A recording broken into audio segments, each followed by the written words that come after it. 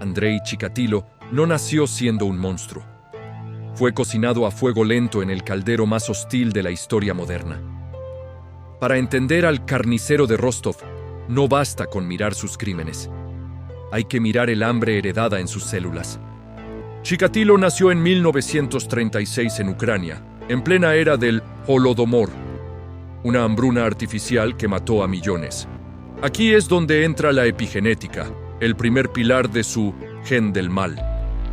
Cuando un feto se desarrolla en un entorno de estrés extremo, el cortisol de su madre bañó sus neuronas en desarrollo, programando una amígdala hiperreactiva y una corteza prefrontal débil. Chikatilo era, biológicamente, un hombre diseñado para el miedo y la escasez. Su infancia fue un desfile de traumas que fracturaron su hardware emocional. Creció escuchando que su hermano mayor había sido secuestrado y devorado por caníbales durante la hambruna. Esto no es solo una anécdota macabra. Para un niño en desarrollo, este tipo de narrativa crea una disociación cognitiva profunda.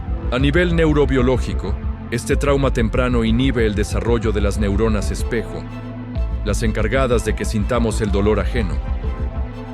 Si a esto le sumamos una miopía severa y una timidez patológica, tenemos a un individuo que vive en una burbuja de aislamiento sensorial y emocional. Pero el verdadero cortocircuito de Chikatilo ocurrió en su sistema reproductivo y su circuito de recompensa. Andrei sufría de una disfunción eréctil física crónica. En neurociencia, el placer está ligado a la dopamina. Si el camino normal hacia el placer está bloqueado, el cerebro busca rutas alternativas, a menudo violentas. Chikatilo descubrió por accidente que solo podía alcanzar una respuesta fisiológica mediante el dominio y el dolor ajeno. Este es el momento en que su núcleo accumbens se vinculó directamente con la agresión. Su sexualidad era una descarga de poder. Su carrera criminal comenzó en 1978. Chikatilo utilizaba su apariencia de hombre común, un humilde maestro, para ganarse la confianza. Su primer incidente involucró a una niña de 9 años. Aquí vemos la falla del hardware moral. La vulnerabilidad era el disparador químico que necesitaba.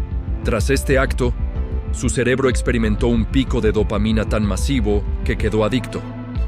Chikatilo mataba porque era la única forma en que su sistema nervioso se sentía vivo.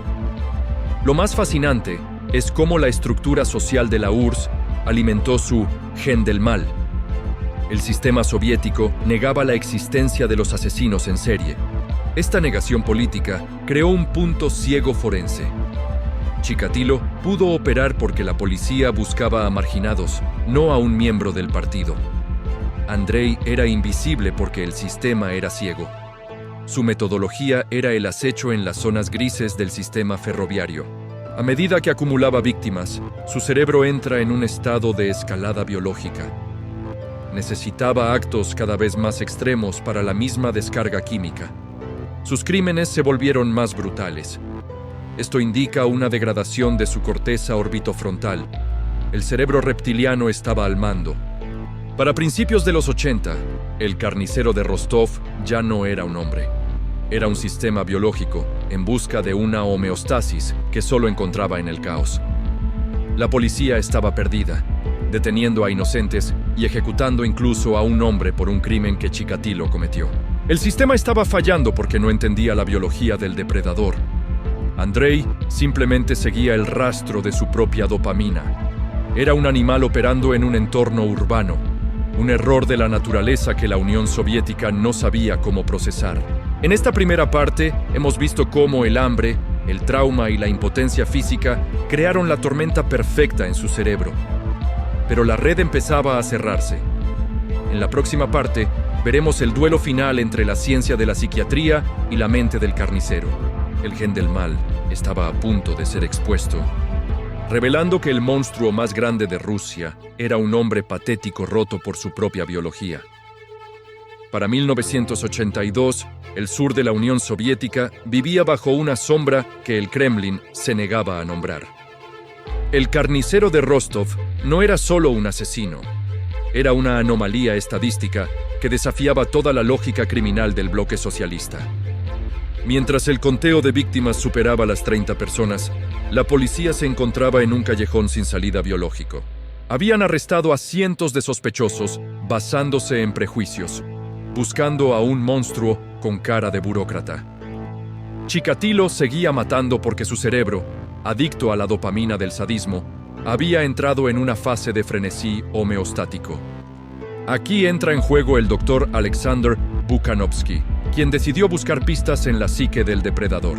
Propuso que el asesino tenía una patología de la personalidad vinculada a una disfunción sexual orgánica. Cada mutilación era un intento desesperado de su sistema nervioso por experimentar el placer que su cuerpo le negaba. La captura de Chikatilo en 1990 fue casi anticlimática. Fue detenido cerca de una estación de tren con un cuchillo y una cuerda. Durante días, el asesino guardó un silencio sepulcral. Los interrogadores convencionales fracasaron. Fue entonces cuando la policía recurrió de nuevo a Bukanovsky para explicar al monstruo. Le leyó el informe de la bestia, describiendo con precisión la infancia, los miedos y la impotencia de Andrei.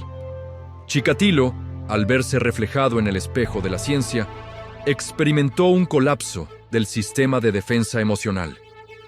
Cuando Bukanovsky mencionó la conexión física, Andrei comenzó a llorar.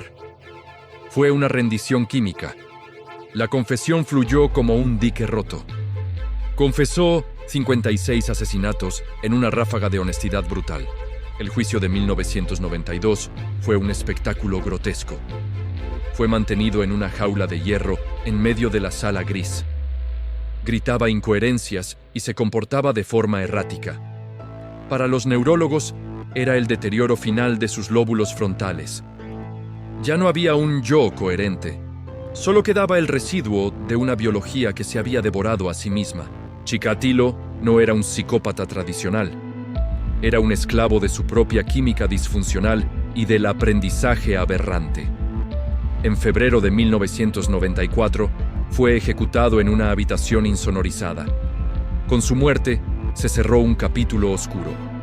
La lección final es que la maldad a veces es el resultado de un entorno hostil actuando sobre una biología vulnerable. La arquitectura del daño no tiene fronteras, y en su mente encontramos una oscuridad que aún hoy intentamos comprender.